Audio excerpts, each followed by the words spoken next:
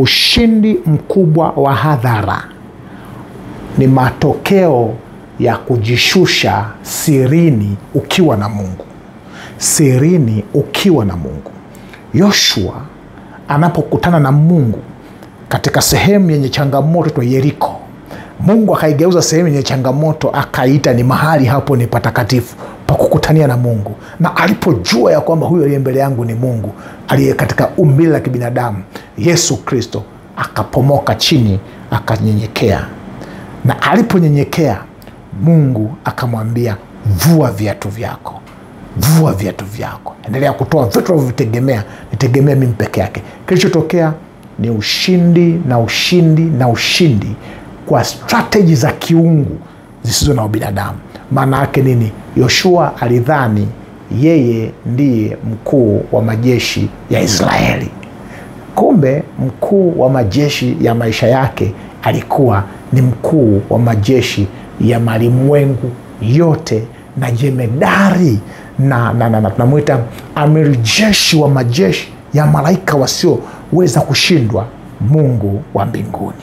Ngoja nikwambie, katika vita vilivyo mbele yako, wewe sio mkuu wa hayo majeshi ya kushinda.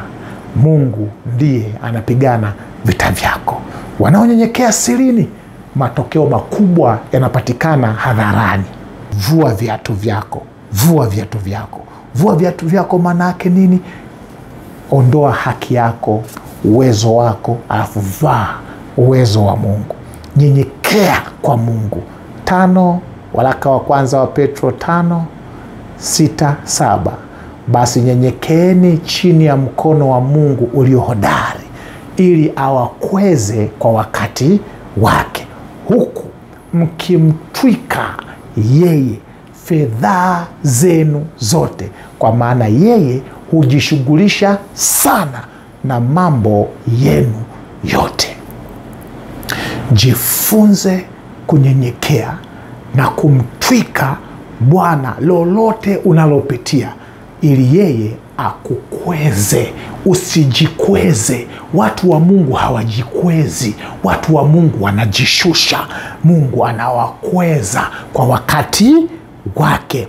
Sisi tupungue, mimi nipungue, Mungu aongezeke. Hiyo ndio kauli mbiu ya mtu mnyenyekevu anayemwamini Yesu kuwa Bwana wake. Nimezungumzia Bwana, siku nyingine tazungumzia Mwokozi.